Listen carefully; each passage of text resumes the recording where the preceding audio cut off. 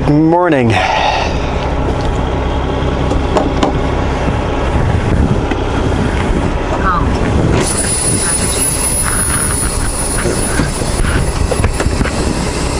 We are on the Coquihalla. I'm in a manual transmission. I haven't been in a manual for such a long time, I don't even remember where the gears are. This is gonna be interesting. Drove it a few hours yesterday.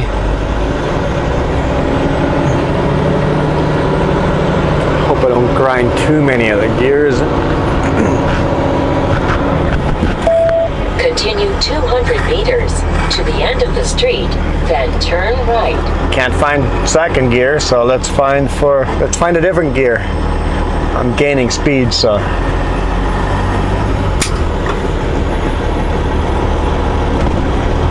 Turn right on Coquihalla Lakes Road.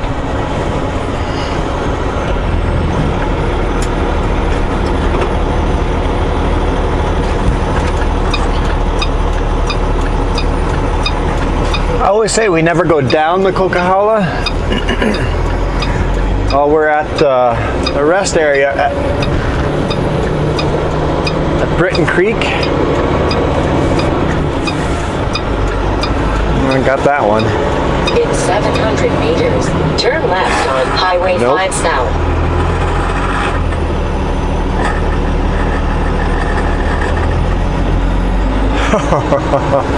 Oh, I am rusty, especially first thing in the morning, just waking up.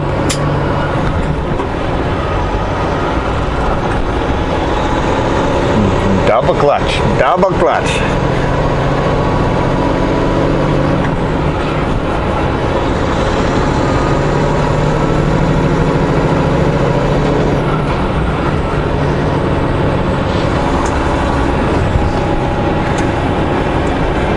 So Britton Creek rest area we're just pulling out of. I got once we're on the highway here, I'll go through kind of yesterday. 200 meters, turn left on Highway 5 South. Yesterday evening. Turn left on Highway 5 South. See, what gear do I find here? I thought that'd be the right gear, but I don't think so.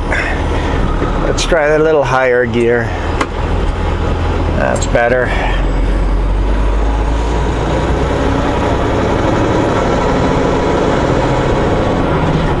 It's a problem when you run automatics. You forget how to drive a manual. Having said that, I've never driven a manual more than a week here and there. Usually just a couple of days. So I've never actually learned how to properly run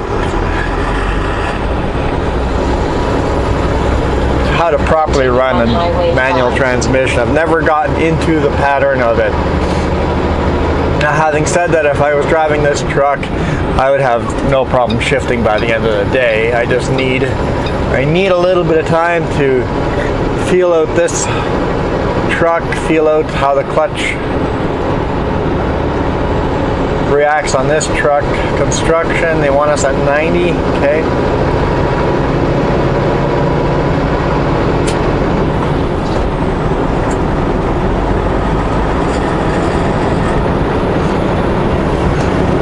I think I let the RPMs drop a little too low. I think that's my problem. Anyway, you guys will hear grinding in the background.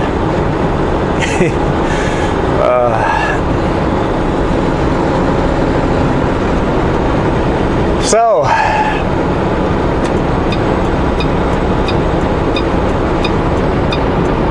well, they say 90, but 90 feels too fast beside these guys. We're gonna go slower.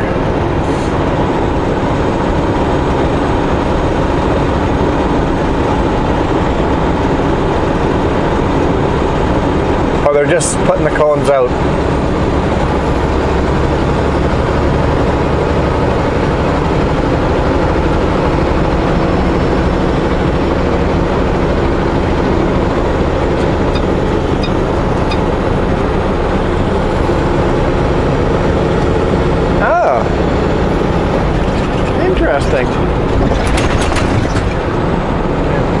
throttle down on this thing, it produces some nice blue smoke in the behind us.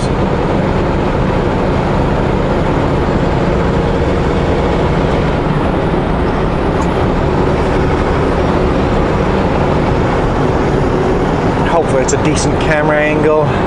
Just kind of plopped it on there.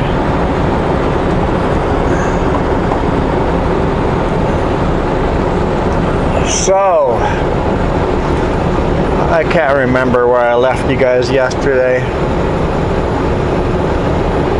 It's about using the two different cameras for batteries to run out, because the day cab I was in to drive from Castlegar to West Kelowna had no 12-volt plug-in, so I couldn't charge anything.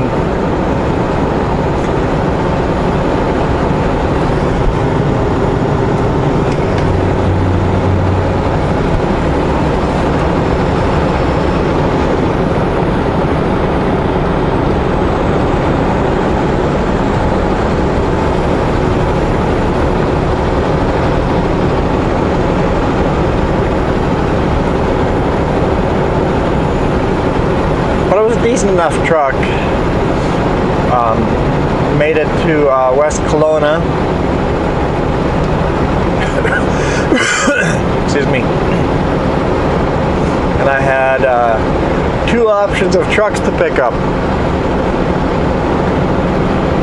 I had this truck to pick up, or a different green truck, both the same year, both manual transmissions, both really nice and clean inside. This truck was buried in the back of the yard behind a different trailer.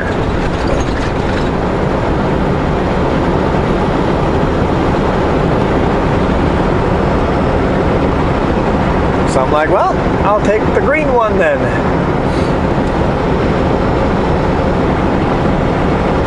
Got the key, started up the truck. It's about to drop the trailers. Looked at the fuel gauges. You know, I basically did my open hood, pre-trip, all that, jumped in, started up the truck, and wanted to do pre-trip on it before I get going on it. I'm like, before I do anything, let's make sure the truck's in good condition. And the dashboard lights up and says D-rate, regen immediately. It's like, okay, fine. Hit that regen button. Hit the regen button. Regen, hit that again, hold it, nothing, it will not regen. I held the button, I tapped the button, I clicked it, I did all sorts of stuff. Wouldn't regen. I'm like, okay, you know what? I'll unbury this truck.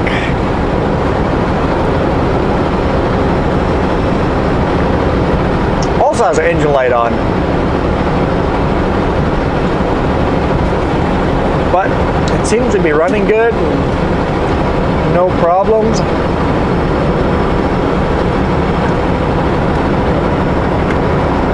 So I'll take this one because it's definitely better than the other one.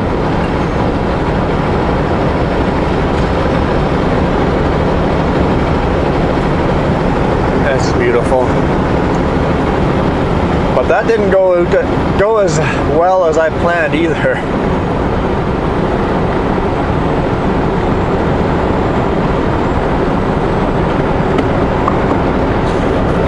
So I disconnected the trailers after doing a pre-trip. Got this one unburied, moved stuff around. Hooked onto my trailers. Got everything aired up and everything good, okay?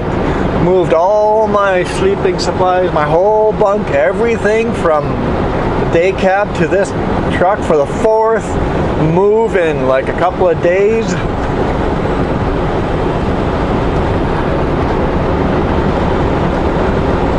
And then, like, I gotta move some stuff underneath the bunk. Have to turn the engine off for that and turn the key to unlock the little door underneath the truck. I'm like, okay, got everything in here, I'm good to go. Put the key in the ignition and nothing. Absolutely nothing. Not a darn thing. Just no turning over, no clicking, there was nothing going on. As if I wasn't touching the clutch, as if I wasn't depressing the clutch all the way in. Do a brake check here and I'll get back to you guys right after. Oh, violent potholes, or not really potholes, just that's right, I got a downshift, don't I?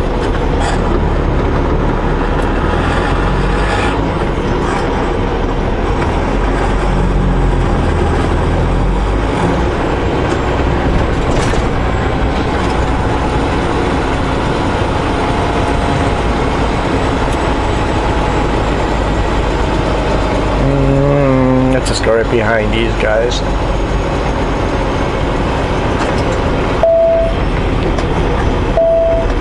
Take the ramp ahead.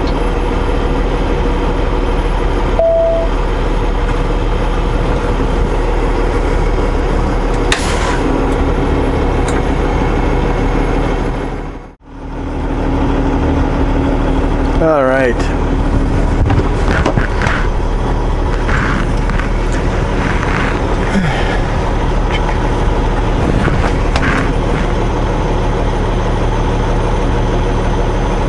That seems like some crazy crossing over stuff.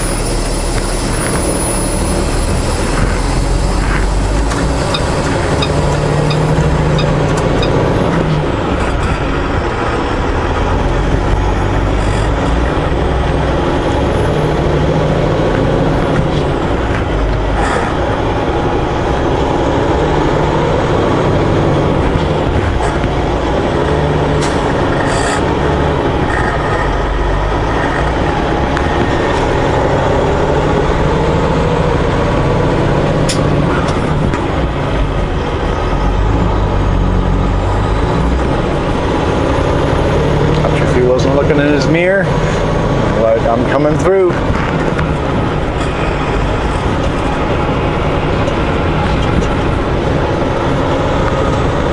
Oh, there's some big holes there. Let's avoid those.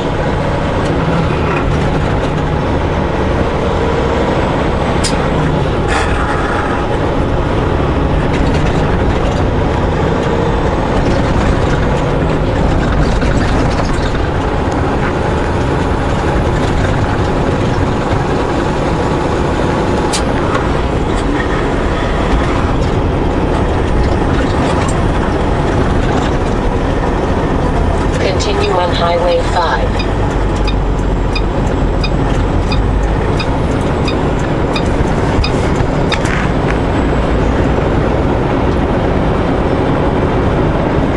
I'm gonna fly down this thing. We're empty.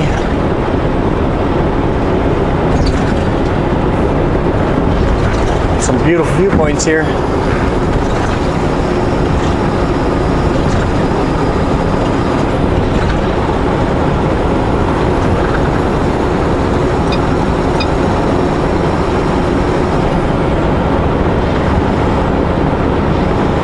Except, of course, I've got the A-post in the way, but it's the furthest out I could get the camera without doing a bunch of elaborate setups. So, yeah, truck would not start up at all.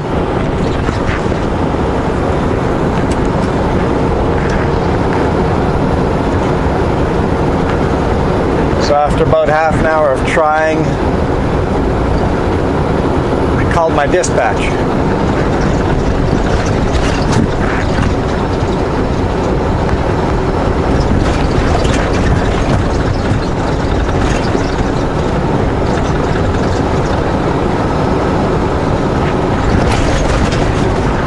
Dang, those are some big potholes.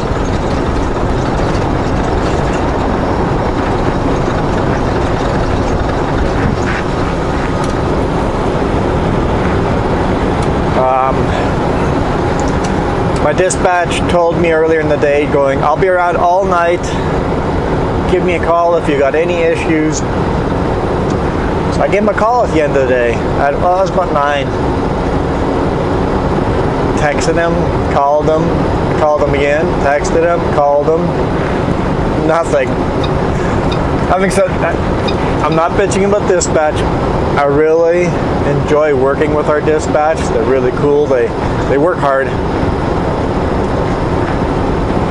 If you as a trucker work hard, they will work hard with you. Now, they've got my back quite often. So I'm just like, having said that, I was getting quite grumpy last night. It's like,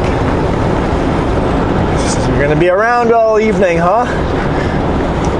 Today morning he called me and apologized. He just goes, I fell asleep while watching the news on my couch. He just goes, I didn't just miss your calls, I missed a bunch of other drivers' calls too. It's like, so it is what it is. Either way, he can't help me out because he's not answering me. So I called the foreman for the yard, and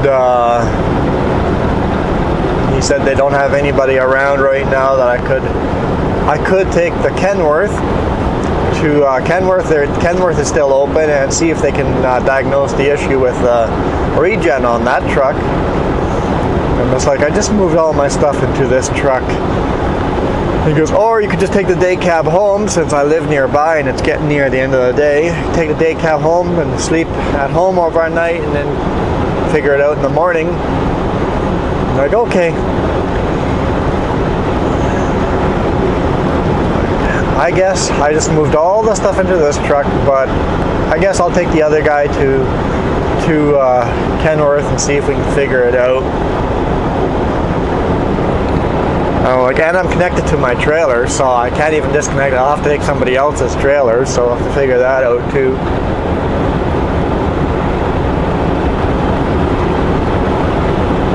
It's like, okay. So I go back to the other truck. I'll pull that truck up beside this truck, but before I do that, I'll try starting up this one more time. And it turned over. It's like, forget all that. I'm taking this truck. I'm just not turning this truck off. This truck is going to idle. It's not turning off until I'm in my truck, period. And it runs really good. I'm glad I went with this choice, but I'm not turning it off.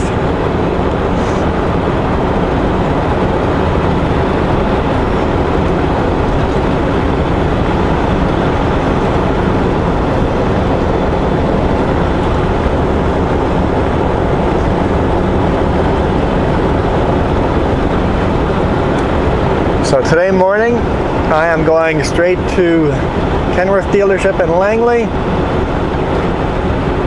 dropping this truck off and getting my truck, moving everything over, and then going grabbing a load in Langley.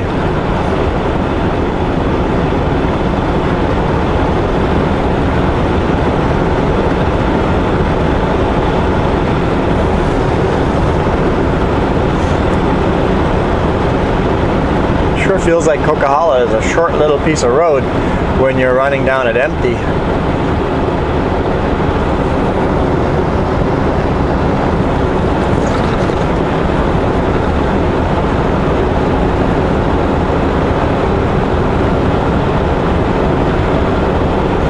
Speed limit down this is 120, but honestly, with the big potholes I was hitting up there, 100 felt a little bit too quick with those potholes. So the road's looking better over here, so I'd rather drive under the speed limit, especially since all the full trucks are going way under the speed limit. If I was loaded, I'd be crawling down this thing at like 20-30 kilometers an hour. Well, that's not quite true. Probably 11th gear. Well, I don't know. I'd have to figure out which gear to be in for this thing.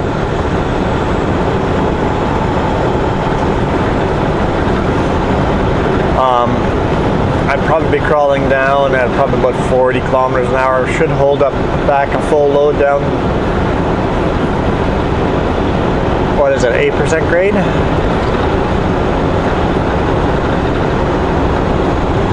What gear would this? in a manual transmission, so low over, that's 2. First gear over. Second gear over. Third gear over. Fourth over. And then 5th gear direct. Okay, 5th gear direct would be 11th gear in automatic.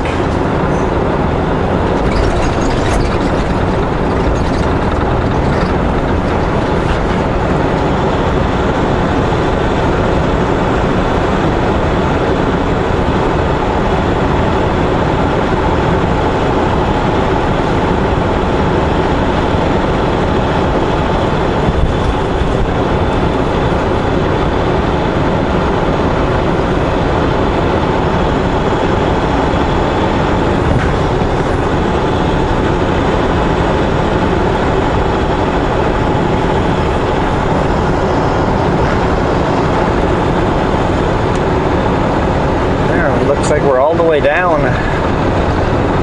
Not quite, we're not quite to. There's another dip here. Oh yeah, 6% grade here. We're almost there. This little dip here, the 6% grade, after it gets flat, does get a lot of truckers.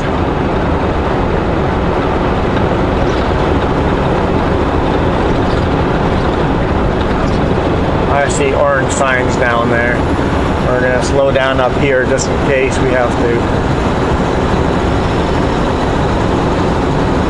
reduce speed. This hill gets truckers because they're like, oh, I'm down from the Coquihalla, and then they speed up and then burn their brake foot on this short little hill here. Instruction, it doesn't say slow down. 2 kilometers ahead, okay. And they overheat their brakes, and you'll see truck fires and smoking brakes at the bottom of this hill sometime, or the remains of a burnt down truck.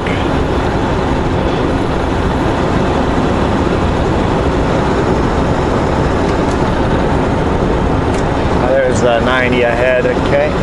So that's nice that they've got signs way early, so that if you're fully loaded, you have time to slow her down.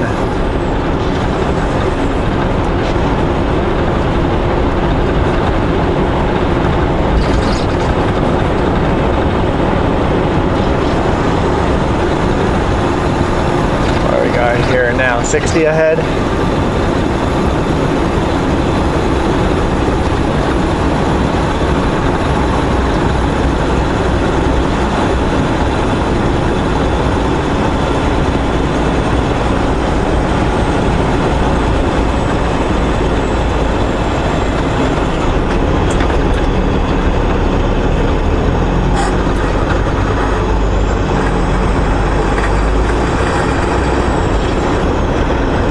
Oh, come on.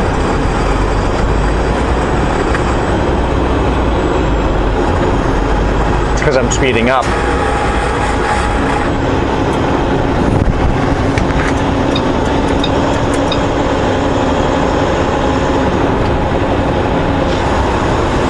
Yeah, I'm still speeding up.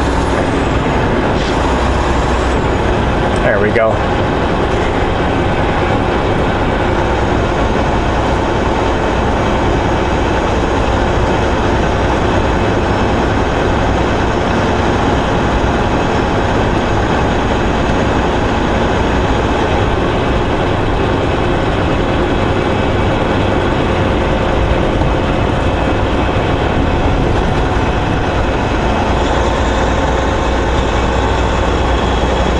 The exit is open. Why do they not exit that a little earlier so we don't have to make that tighter turn? I guess maybe it doesn't get used very often.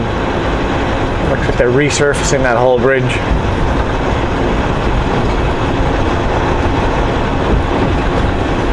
A lot of concrete pouring.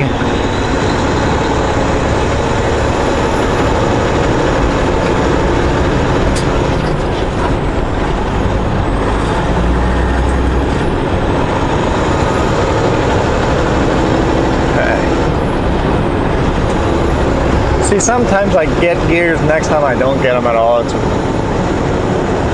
oh well.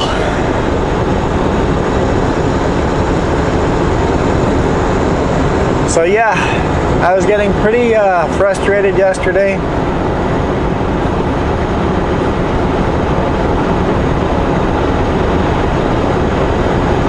But let's hope today will be a better day. Maybe by the time I get to Langley, I'll know how to shift. It's a problem with us running all the automatics is we forget how to run the manuals.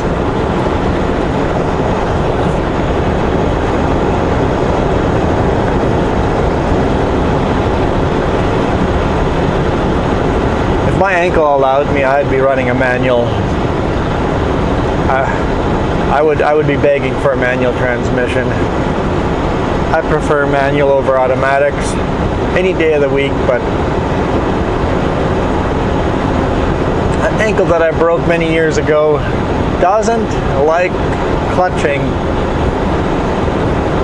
through the mountains and in cities. I think that might be part of my problem, why I have trouble shifting. I'm always gentle with that ankle.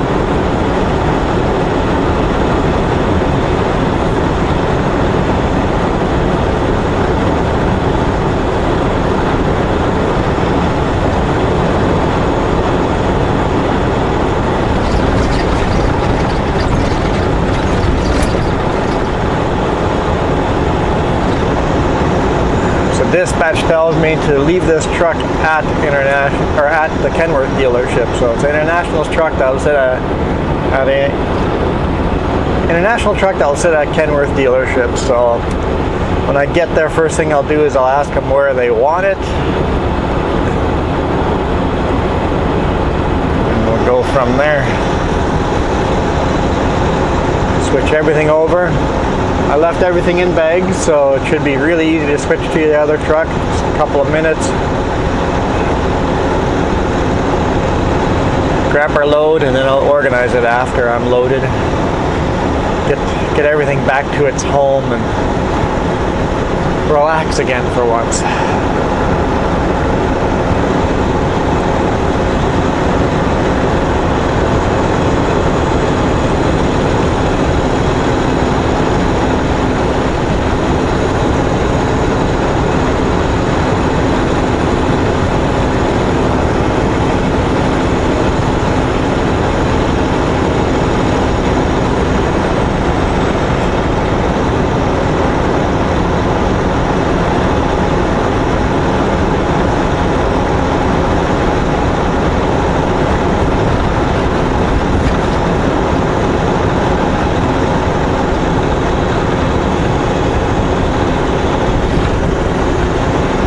This truck is an International ProStar 2015.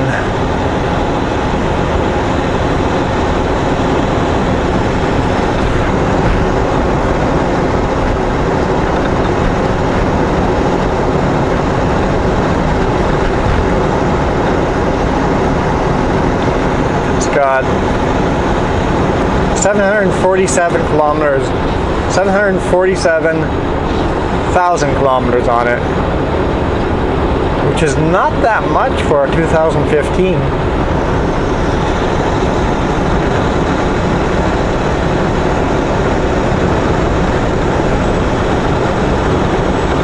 I guess it's about where you would expect it to be. Because my 2016 was approaching 700.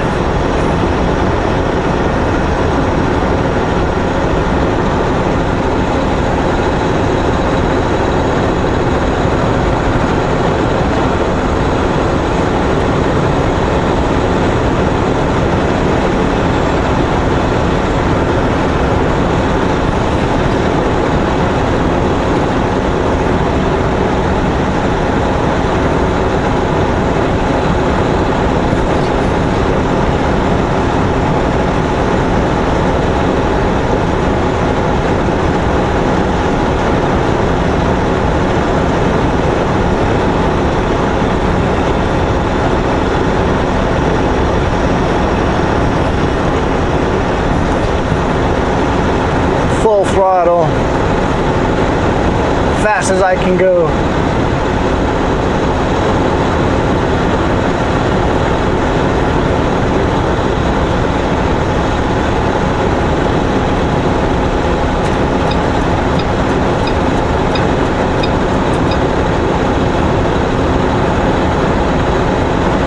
I believe that's an Ontario plate on there, so he is chipped as well, because Quebec and Ontario have the law that you have to be speed limited to 105 top speed.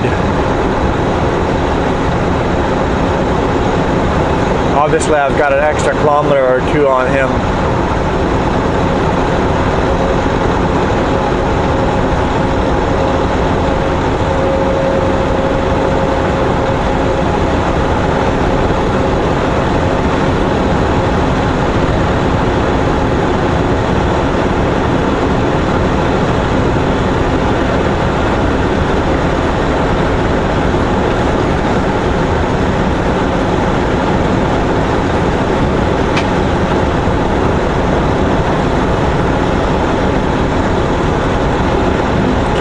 Clear him. If there's a bunch of traffic behind us, I would merge over right now, but we're the only two here in this area, so I'll stay here for a little bit and clear him by a lot more.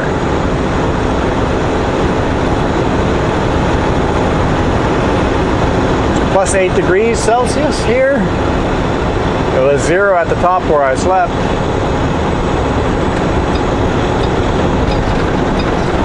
Cleared him by a few truck lengths.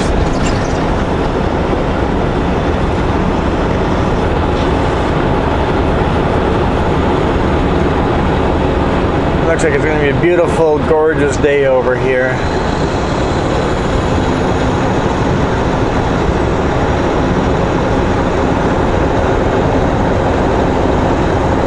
Coquihalla River is raging.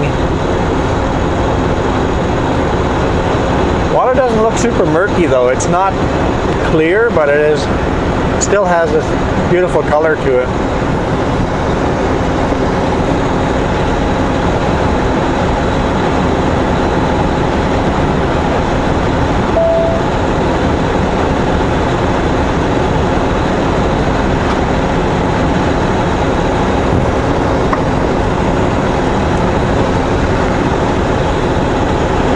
Go through the rock cut here and then into Hope. And then I'll catch up with you guys when I'm back in my truck. Loaded.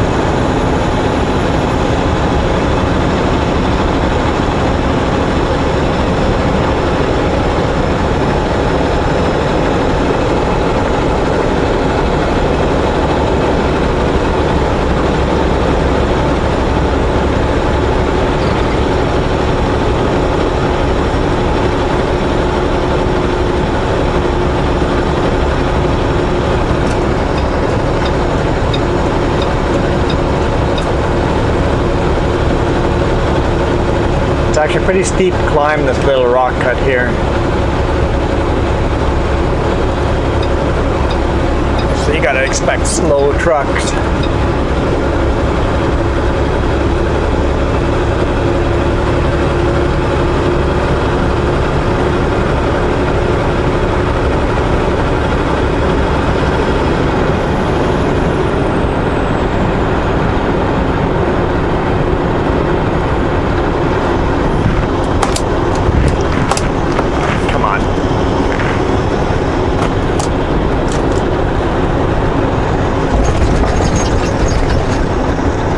sun visor, one end of it's kind of broken, so it's a little hard to operate with one hand.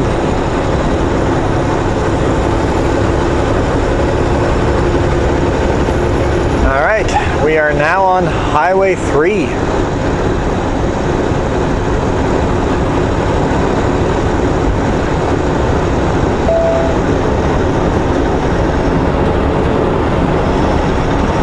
It's the end of the Coquihalla.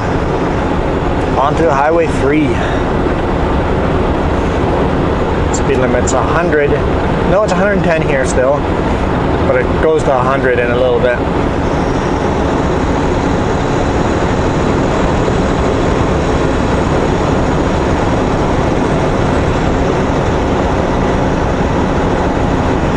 I guess it's variable,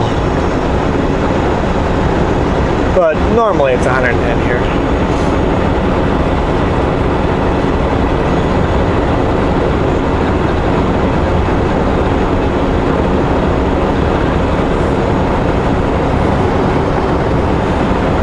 So all the way from the top of the Coquihalla summit right to the bottom took us, what, 25 minutes?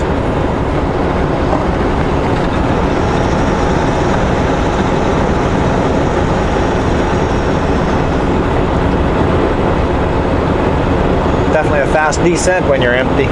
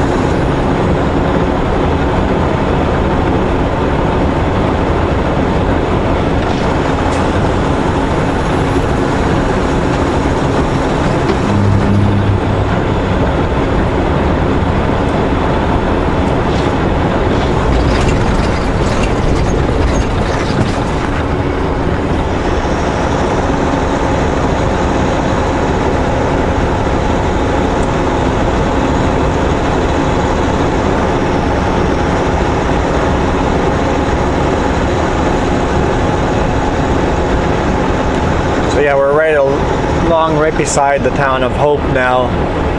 You don't really get to see the town of Hope unless you take that first exit, drive down into Hope. Staying on Highway 3 through Hope, all you see is trees. You see hints of the town to your right hand side here and there, but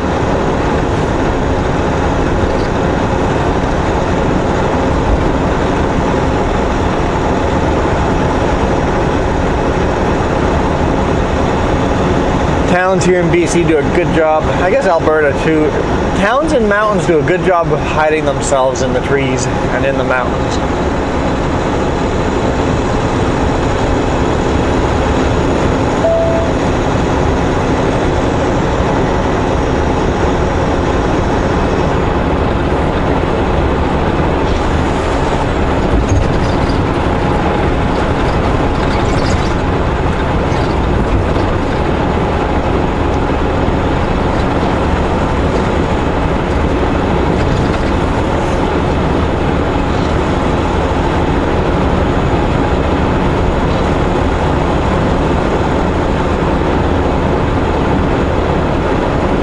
I guess we're on Highway 1 now. They run a short little section of Highway 3 between Coquihalla and Highway 1.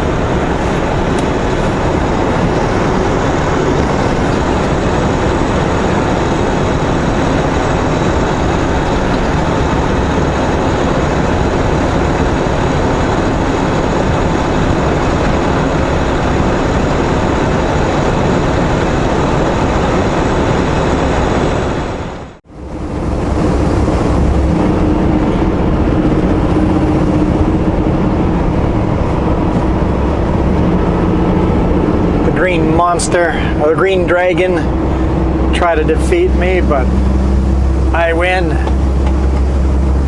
Back in my truck, in my temporary truck. I won't consider this my truck.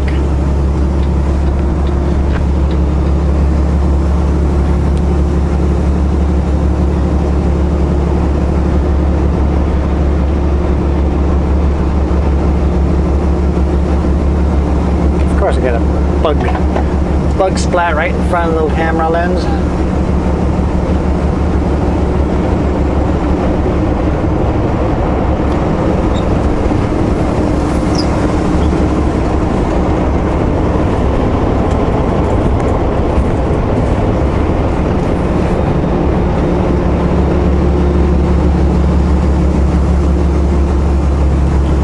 It is that season, and bugs everywhere. People are starting to spot bears too, but I don't think we'll see one today because it's not the right time of day. A couple hours later, and we might have a chance of running into bears, or early morning.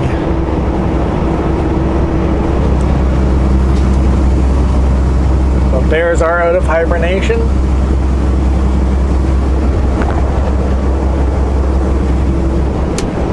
It does feel good being in a truck that I can go, yes, I can organize everything in here. I'll be in this truck for at least a little while.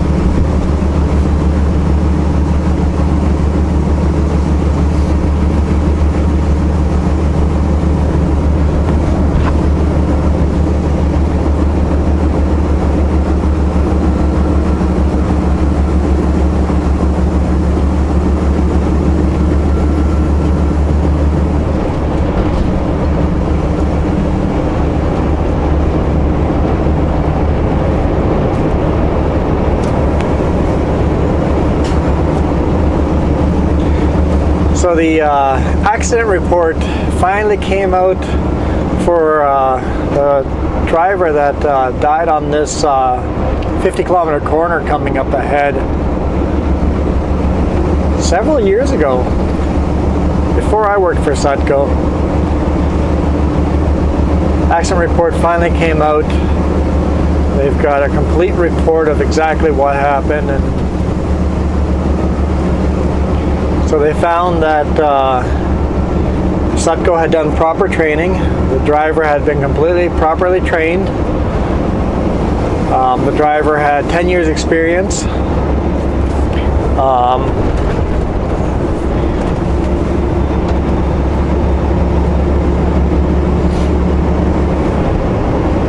So I'll start with all the positives, and then I'll kind of go things that we need to change to better ourselves.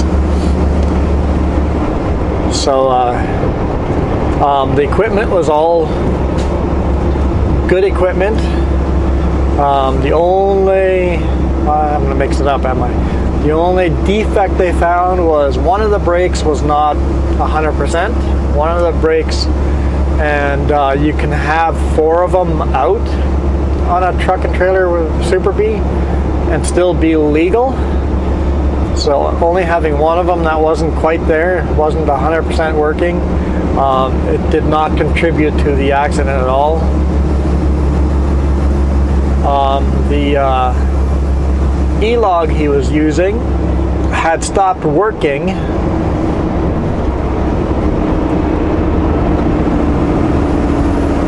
I don't know if they said when it had stopped working, but it had stopped working, so it wasn't there's a call clump, stopped working altogether and needed to be reset. And the only way to reset is it stopping, pulling over, unplugging the power, and then wait an hour and then plug it back in. And because the call clump had been off and he was running on paper logs, there was no satellite tracking. That's kind of what I understand.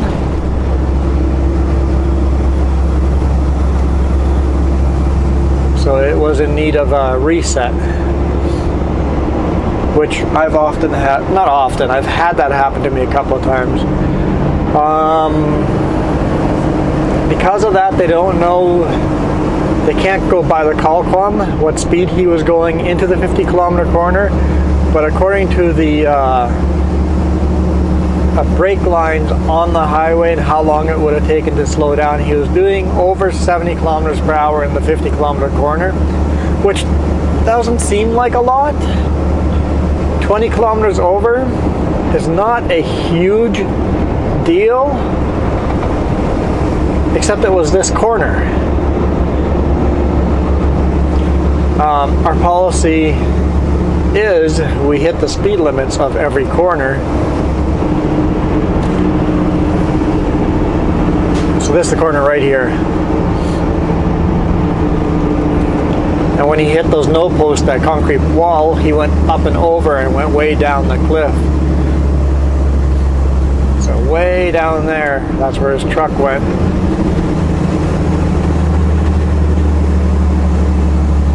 And he didn't die right away. I can't remember how long, how many hours, how much time, maybe 3 days. I can't remember, don't quote me on that. Not 3 days. But he was in the truck for many hours. And the hypothermia and hanging upside down, he was upside down in the truck, is what killed him. He died in the hospital. But because the call pump wasn't working, they had no idea where he was. They didn't know he was missing. He took this route at night, and it was the very first time he had ever driven on this highway. So he didn't know that that corner was a bad corner, and it was a snowstorm. So he came down this hill at full speed and came to the corner, because it's 100 kilometers per hour, came to the corner and couldn't get slowed down in time because it caught him off guard and the bad weather.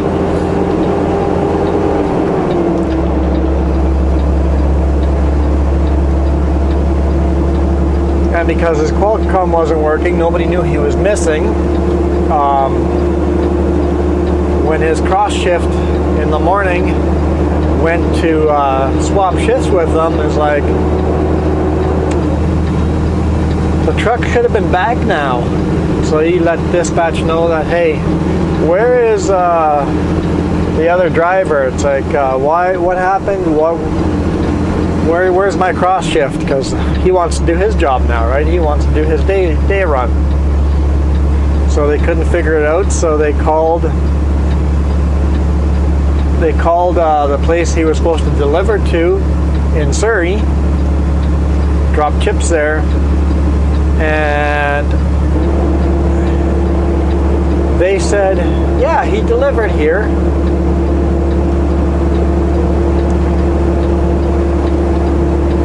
So, okay, if he delivered there, he's missing somewhere between Surrey and West Kelowna, so they're looking for him on the Coquihalla, right?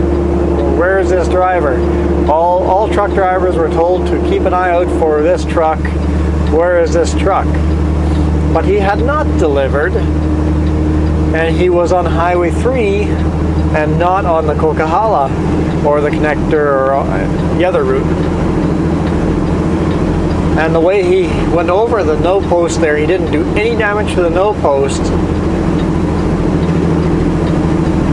So it took a long time for the police that were looking for him, everybody's looking for him. It took him a long time to find where he went over. And when he went over, he was such a weird, awkward position. It took many hours to rescue him. They had to actually cut the floor out of the truck to get him out of the truck. So things that, so Sutco did everything right to the best of their knowledge. The report concluded that there's no wrongdoing of anything. They said that it was driver error, which is fair enough. It's unfortunate. That corner can really catch you off guard, and him doing that route for the first time at night in a snowstorm. Everything that, so many things had to go wrong for him to pass away. So many things had to go wrong. First time on the route, at night, snowstorm, the GPS tracking in the truck wasn't working. The delivery person, or where he delivered, made a mistake and said that he had delivered. And when he went over, he didn't do any damage to the no post, the road. So nobody knew that that's where he went over. So many things went wrong that it's hard to blame anyone for something like that. Like, I can't blame a driver for that. Even though it was driver error, it is a mistake that is so easy to make. That hill, going down that hill, it's that perfect angle that you get up. It's a nice open straight 4-lane, right? So you get up to 100 kilometers per hour, and all of a sudden you gotta slow down if you don't realize there's a 50-kilometer corner there. That's a really awkward angle. You gotta hit 50 on that if you're a full load coming down that. And in a snowstorm, you really want to hit it at 40 or slower. So things at Sutco has changed since then. The reports suggested some changes, and Sutco's doing all those changes. Is we're replacing all our Coquihalla eventually. They're just going to start slowly replacing them all with a better system, a higher quality system that has better satellite communication. We're switching to Isaac's E-logs. And from everything I've read, they're much better than these Coquihalla. We're switching to those. The other thing that we have to do is we have to check in when we start our shift. We have to check in when we pick up our load. We have to check in when we deliver our load. And we have to check in when we're done our shift. So we have to send a message to dispatch every single time. That way, if you go missing, it's like, wait, this person hasn't checked in for a while. Last time they checked in, they were loading.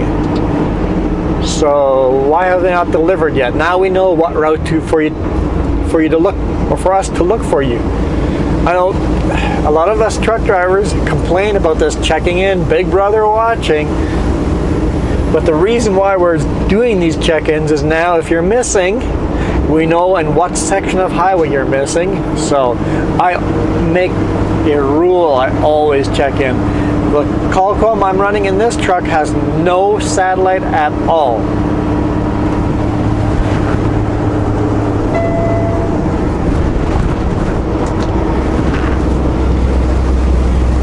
So no satellite in this truck at all.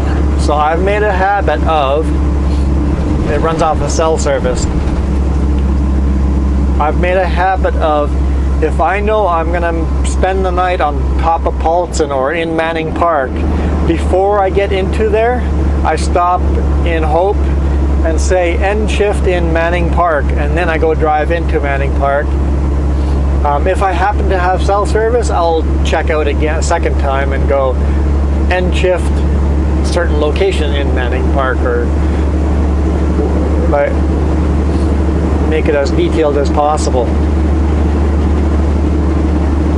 And then same with when we're loaded at the chipper and unloaded at the customer.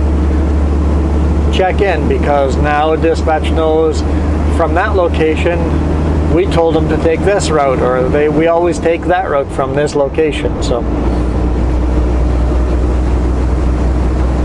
and another thing I do is right now I'm taking Highway 3 all the way from Langley to Silverton.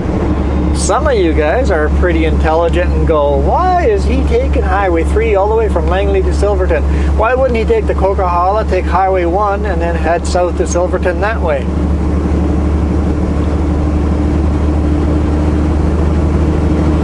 good. Dispatch's instructions were to take Highway 3.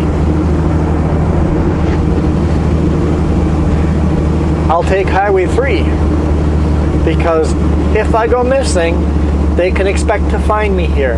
Having said that, I could take the other route. It's 3 kilometers longer.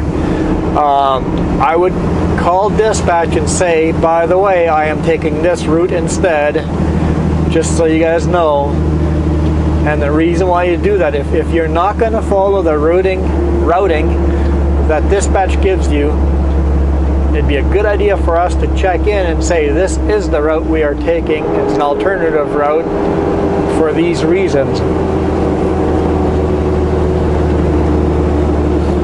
Taking the other route through up around north would technically be faster, except there's a ferry. I can go off duty for the ferry, but I want to save all my off duty time for overnight tonight because I'm going to Idaho tomorrow, so I need a 10-hour reset. So I'm going to use as little of my off duty time during the day as I can, and because of that, even though the route around north is about half an hour long, shorter of actual drive time, with the ferry and all that, and using that off-duty time, it's actually faster going this way. So I'll follow dispatch this time. Sometimes I do. I'll go, hey, I'm actually taking this route this way because of these reasons. Like, okay, they've never ever told me that I shouldn't take that route because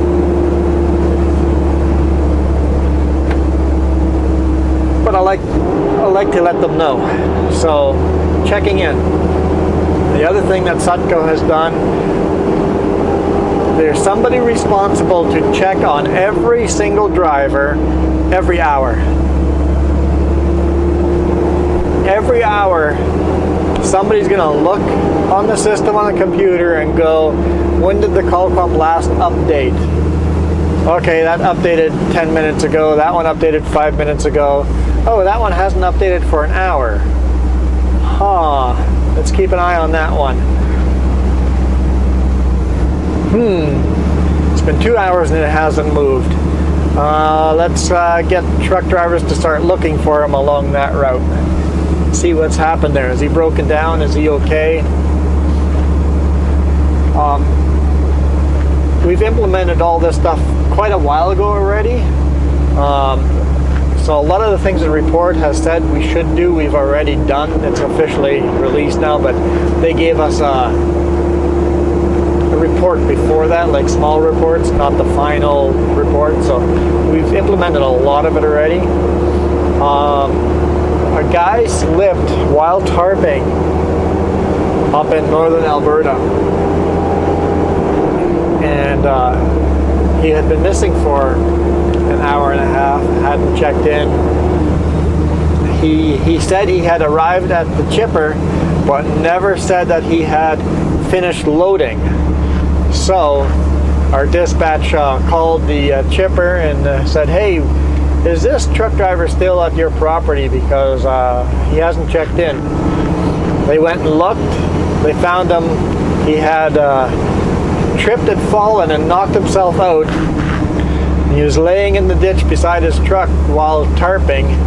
Not really a ditch, but while tarping, he had banged his head and knocked himself out, laying in the snow, minus whatever temperature. Hypothermia would kill them. So this whole new thing has already saved people's lives. So it's working. It's pretty cool. I wish more companies were doing stuff like that. So Sutco is taking all the additional things that the final report suggested Sutco to do, to go, hey, this would make it even better than we were doing previously. And we're going, yep, implement all of it. So that's pretty cool. It's going to cost us more money, but implement all of it.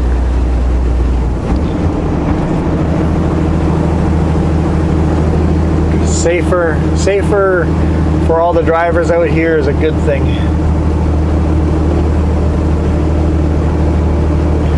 The other thing I do, a lot of you guys know, I run a Spot.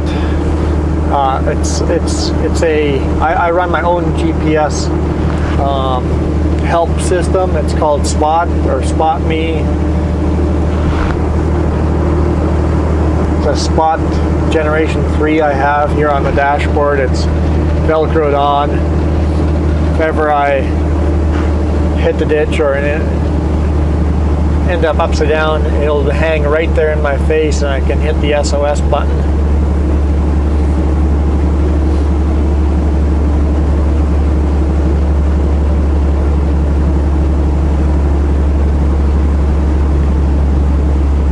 Safety is pretty important.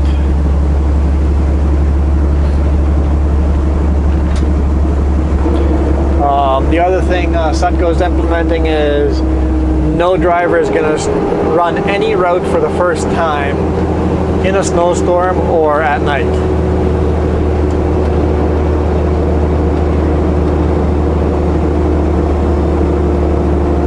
So if you're new to a certain route, you're not going to run it for the first time at night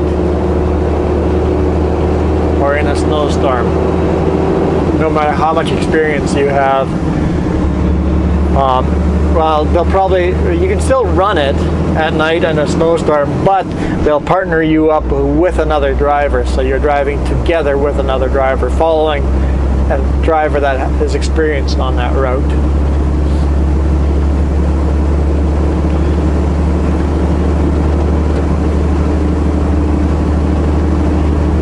What else? That's all I can think of.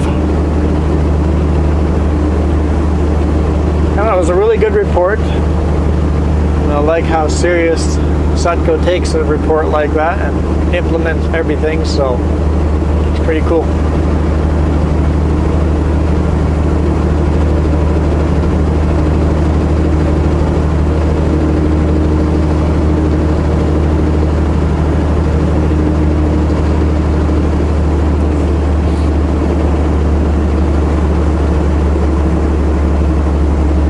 Beautiful day here in Manning Park. Hey, look, there's a Sutco.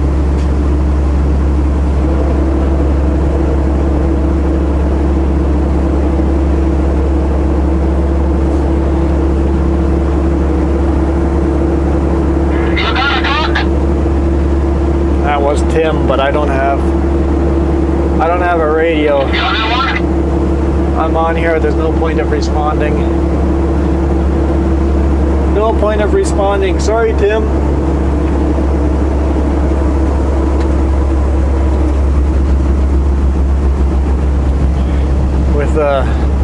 With the radio busted, if I would respond, it would be crackly gone right away because there's no antenna attached to it.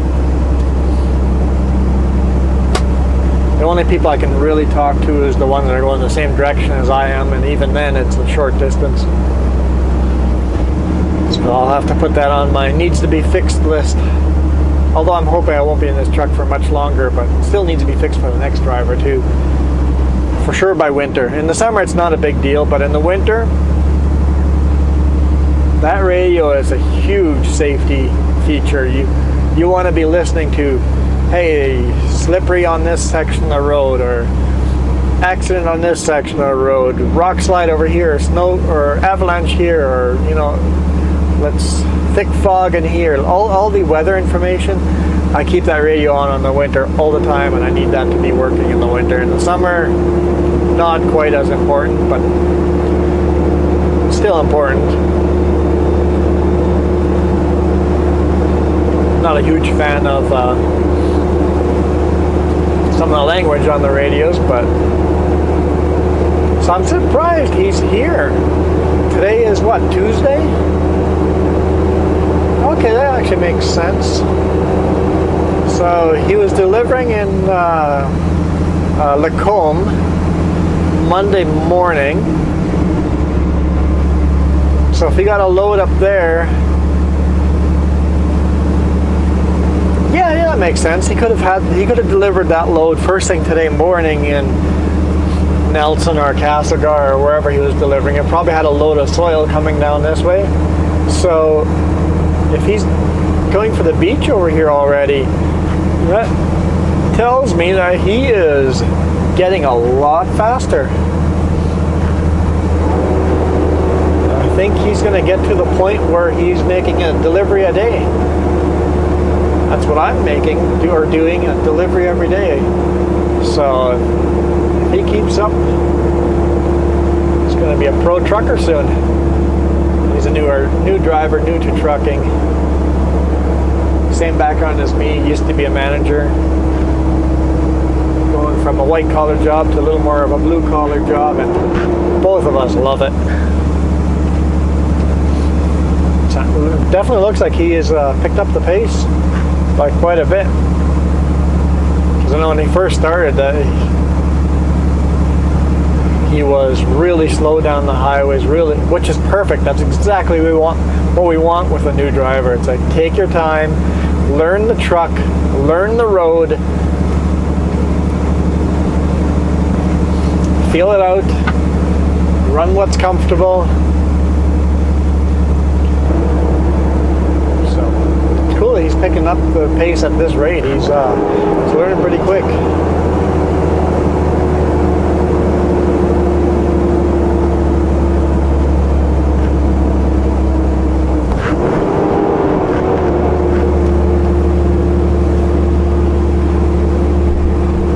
Another advantage of if you start running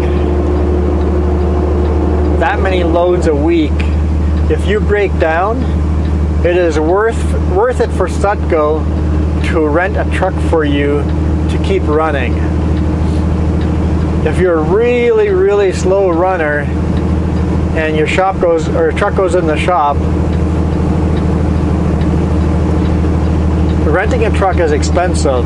So if you're really slow, they're not going to rent a truck for you. But if you're really fast and efficient, they're like, hey, that driver is going to continue making money for the company, even if we're paying more for a truck.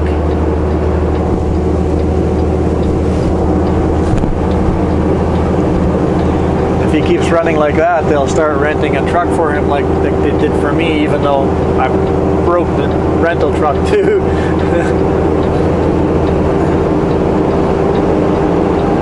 Quite impressed that he's over here. So that load is probably going, the way it was loaded, I'd say it's a Mitchell Island load. So he'll make it there no problem tonight. Park there tonight and then deliver tomorrow morning. Yeah, cool. That's cool that he's progressing that quick.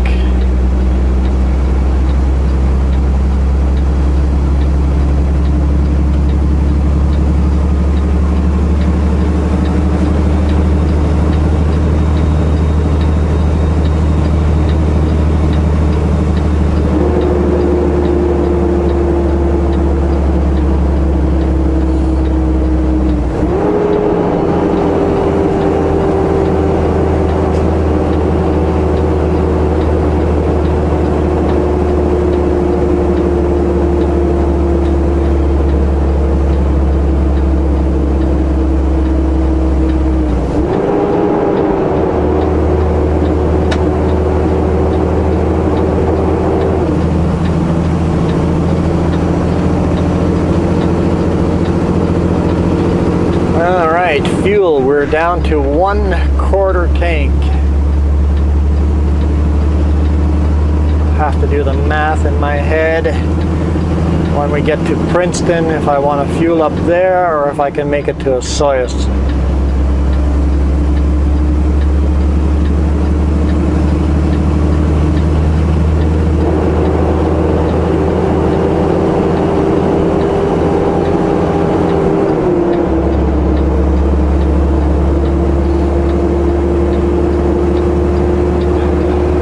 Make it to the delivery. We're going to Silverton. I will not make it there tonight. Probably be 2 or 3 hours short of that destination. The GPS says arrive in 7 hours and 6 minutes, and I have 5 hours and 32 minutes. So, what did I say? So 7, it's an hour and a half short according to the GPS.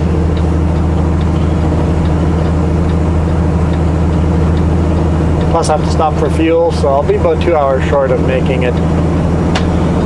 Probably end up in like in Grand Forks or something like that.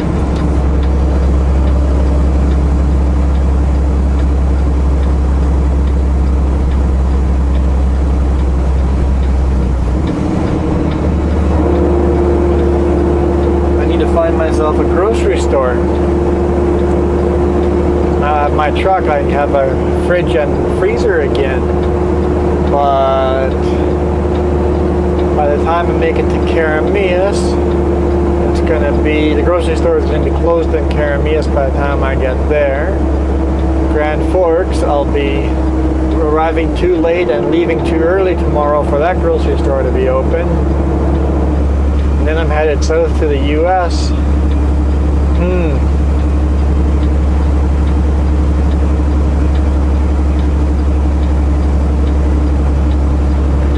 There's a tiny little grocery store in Salmo, but if I'm headed to Idaho, I wonder what border crossing they'll make me take. If I have to go to Eastport to cross there, I'll be going through Creston, and there's a grocery store there, so that might be a good option. We'll see where they're going to make me cross tomorrow.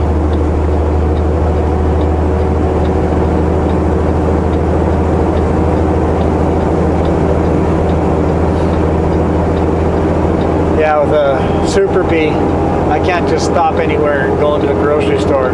I could drop my trailers and bobtail in. I've done that every now and then, but it takes a lot of time, a lot of extra time to drop the trailers and bobtail into a location.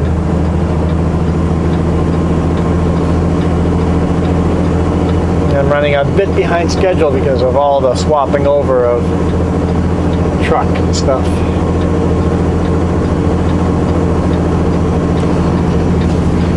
So right now my plan is Creston, stopping at a grocery store there. If that doesn't work out, I'll have to see what road I take through the US and see if there's some grocery stores in the US that I can stop and get some groceries. I just have to make sure I declare that whatever I buy at the border.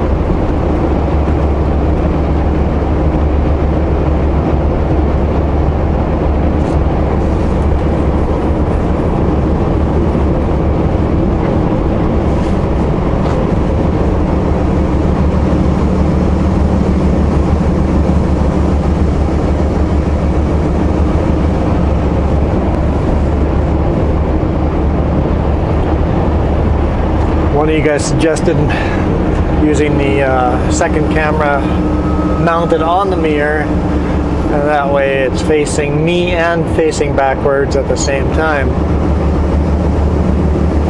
But I really don't trust that suction cup outside. I would trust it for outside while loading. I'll do that sometimes, stick it out against the side of the truck and face it backwards while loading, and then just, I wouldn't be talking or anything, just play the sounds of me getting loaded, and you guys can see me getting loaded. Throwing the straps or securing the straps, depending on which side of the truck. Maybe that'd be a good idea. I think I like that idea. But, and camera on the mirror, I guess I could put it on top. You don't want it on the glass. So, well, if I had a truck that I'm going to be holding on to for the next 3 or 4 years, then I would feel I could stick some sticky mounts. I could put a little GoPro sticky mount on top of the mirror, and then that might work. Not for this truck, because I don't know how long I'll have this truck. Hopefully shorter than longer.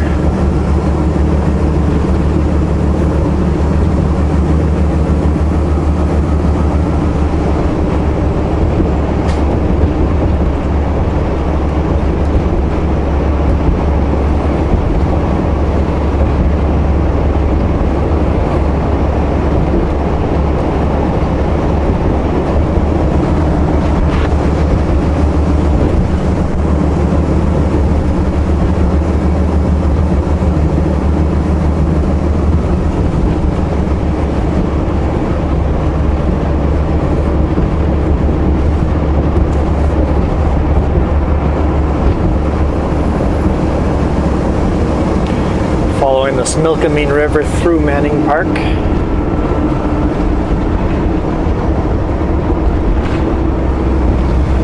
Looks like they've painted lines here. They've painted the white lines, but not the yellow ones. In my opinion, the yellow ones should be higher priority than the white ones.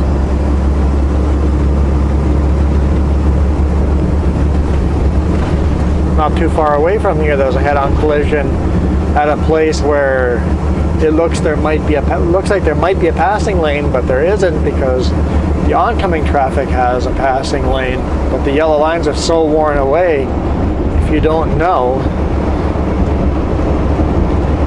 Because of that, there's a head-on collision. I think it was a fatality too, so they need to paint those yellow lines.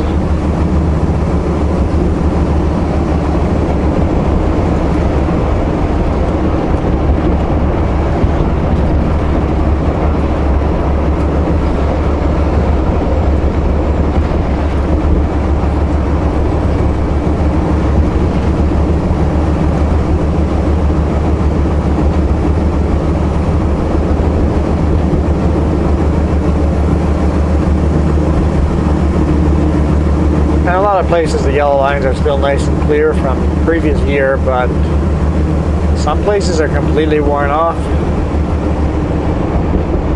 Especially in corners in the winter. We all shortcut the corners because we don't know where the lines are. We just go drive the road where it looks like it is.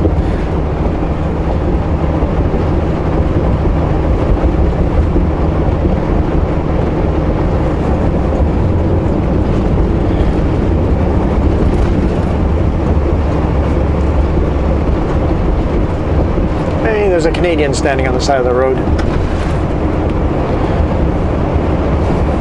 A Canadian goose, that is.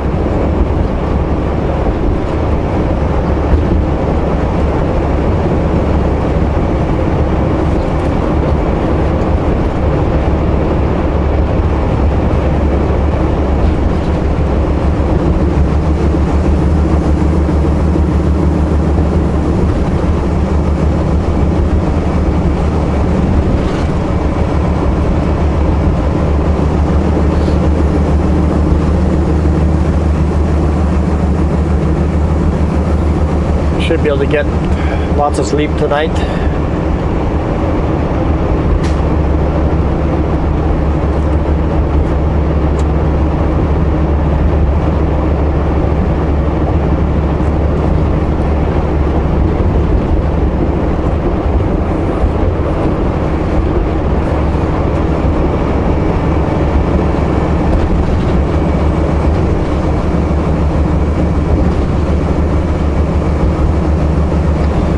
I have to do a 10-hour reset, that would be good. I need to get some extra sleep. So last night was from when I stopped till I was driving, only 8 hours, so it's like 7 hours of sleep because it takes a while to relax and unwind after driving. So, and I can do that every now and then, here and there, but it catches up with you pretty quick.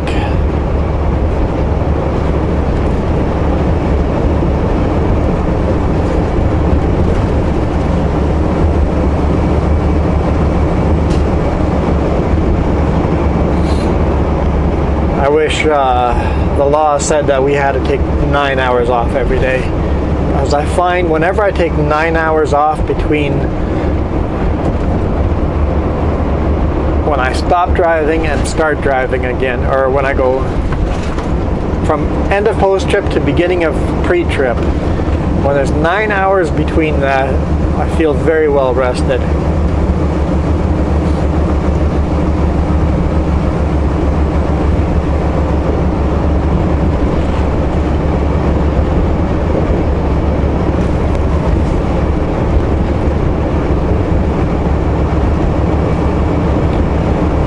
US, we have to take 10 hours off, which is a little bit too long for me, but I'm okay with 10 hours off.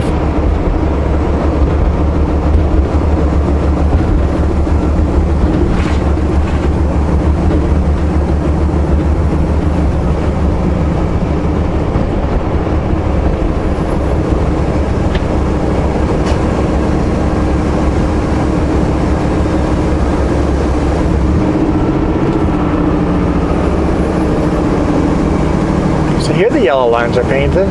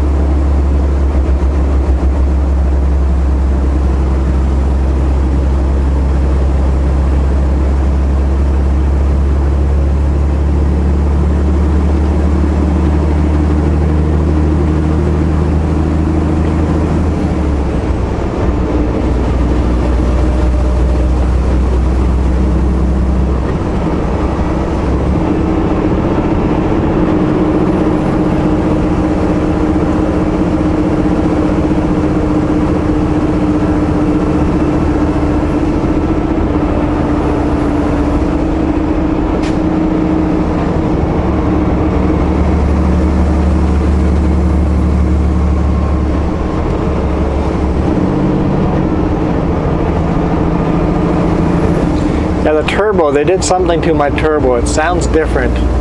It's no longer doing that whistling, howling sound, but it still sounds weird, different than it should. So I'm not losing power. I'm still got full power. It just sounds different than I think it should.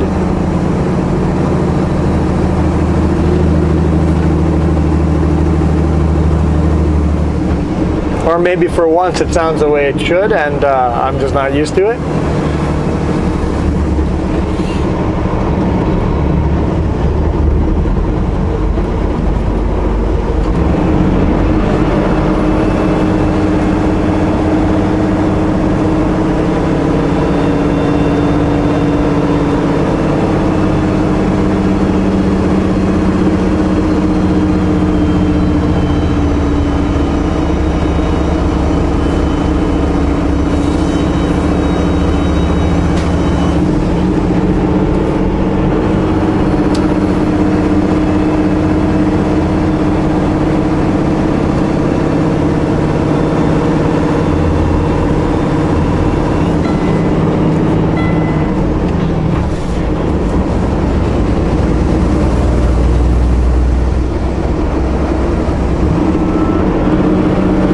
He's taking a nap. Barry and Smith, it's a day cab, so unlikely that it's my buddy.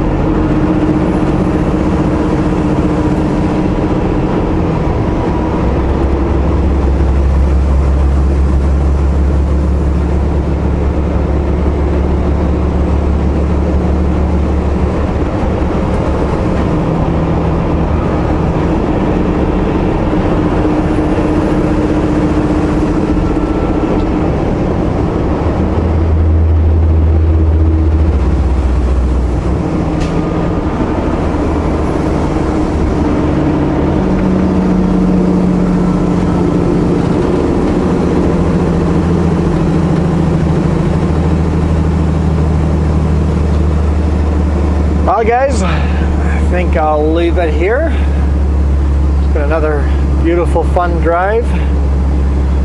I just feel so much more relaxed being in my own truck.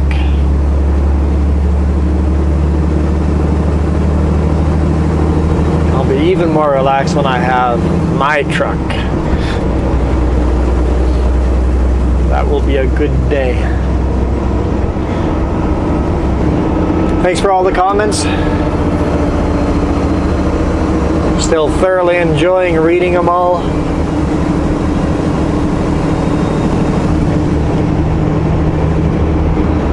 And I'll see you guys tomorrow.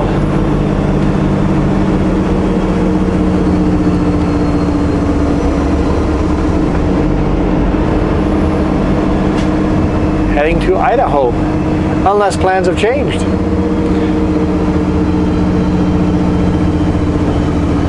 I find I can't really rely on plans until the load's on my deck. And even then, sometimes they still change. I feel they should have painted that line further over here. The way they've painted it over there, it makes it feel like the passing lane starts over there, and like it doesn't start till here. Could be dangerous. They definitely painted the white line in the wrong place there. But anyway, thank you for watching. All those thumbs ups and subscriptions absolutely rock.